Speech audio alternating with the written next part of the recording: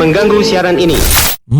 Okey, Assalamualaikum dan salam sejahtera semua. Okey, sekarang ni tengah tular isu Fazura ataupun isu perceraian Fazura, Fatah, Amin dan juga Fazura yang tengah viral gila babi sekarang ni kan. Ramai orang mengulas dan sebagainya lah, bagi pendapat dan sebagainya. Dan aku mengambil pendekatan tengok saja kan sambil makan popcorn. Cuma di satu channel YouTube ni, okey, link dia ada di bawah ni kan. Channel YouTube ni berkenaan dengan tiba-tiba melibatkan Rosyamno Rosyamno terlibat. Tak pasal-pasal kawan tu kena kan. Daripada channel F8 Buzz okey, F8 Buzz iaitu channel hiburan lah senang cerita di YouTube. So jadi yang jadi isu dia adalah sebenarnya Rosyamno tidak terlibat sama sekali. Dia cerita yang aku faham adalah apabila ada netizen yang nakal-nakal ni ataupun disebut oleh Diva AA sebagai nerakazen ni yang memberi komen memakai akaun palsu Rosyamno dan memberi komen di media sosial berkenaan dengan isu Fatah dan juga Fazura, dan juga ada tangan-tangan yang gatal ni yang mengedit video ataupun kenyataan Rosyamno di dalam ruangan podcast dan sebagainya, dan mereka mengedit seolah-olah yang Rosyamno memberi komen-komen yang negatif terhadap isu perceraian Fatah Amin dan juga Fazura. Dan ini perkara yang pada akulah yang tidak betul dan cyberbully yang agak melampau sebab apa? Rosyamno dia ada anak bini, dia ada biras, dia ada kawan-kawan, dia ada family, dia ada perniagaan yang besar, Rosyamat dan sebagainya. Okey, dan dia seorang aktor yang hebat, nama yang terkenal, superstar. Dan Rosyamno dia mengambil tindakan untuk membawa perkara ni ke mahkamah adalah satu tindakan yang pada aku sokong lah. Kita kena bentras mereka-mereka yang suka untuk orang kata tu menyebarkan fitnah, membuat cerita untuk memburukkan, tak kisahlah apa sekalipun niat dia, tetapi pada aku ini adalah satu perkara yang tidak betul lah, yang patut kita bentras awal-awal. Dan aku ucapkan syabas kepada Rosyamno sebab mengambil satu tindakan yang betul lah.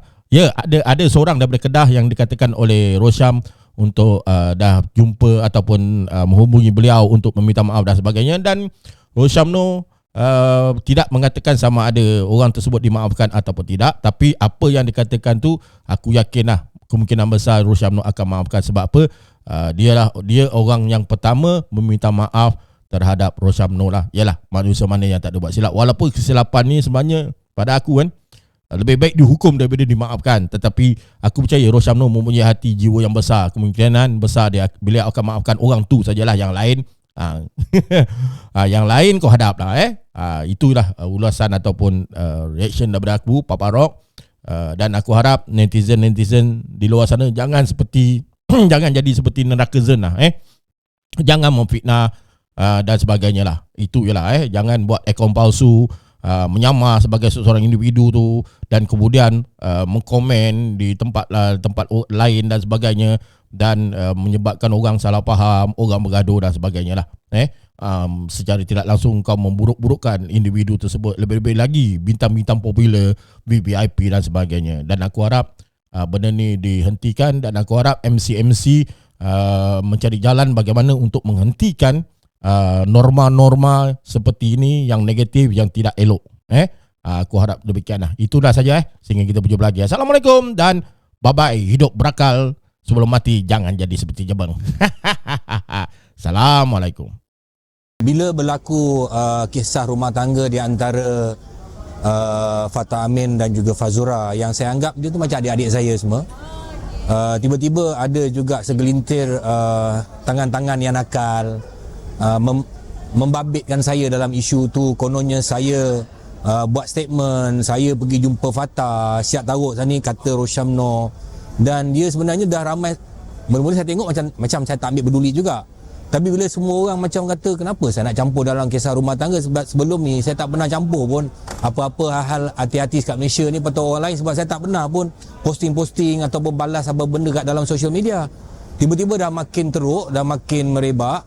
Jadi saya terpaksa mengambil tindakan undang-undang lah, dan saya telah membuat report polis di Balai Polis Jalan Budu, dan saya besok akan bersama dengan pegawai penyiasat untuk teruskan kes ni lah, dan saya akan cari lagi berapa ramai yang telah menggunakan nama saya untuk memburukkan saya, dan saya akan, insyaAllah saya akan seret mereka ke mahkamah.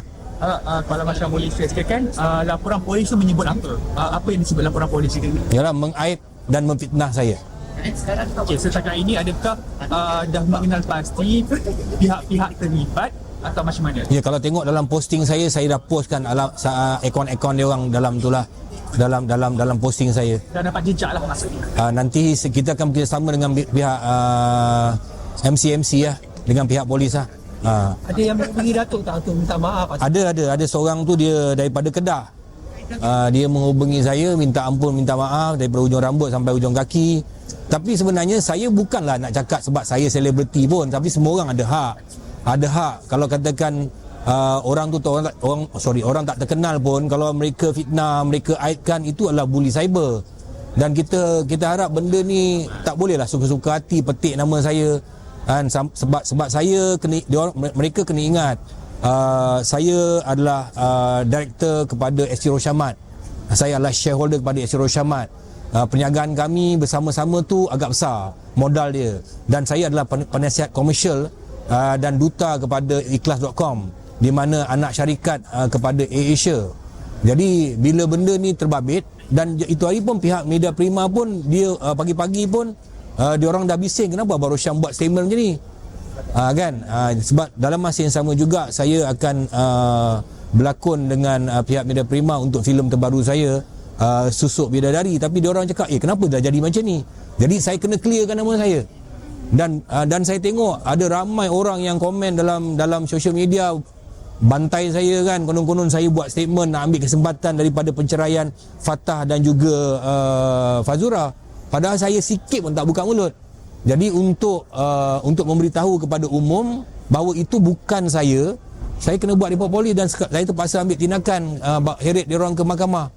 Abang, pada orang yang dah minta maaf abang tu akan diteruskan itu atau macam mana?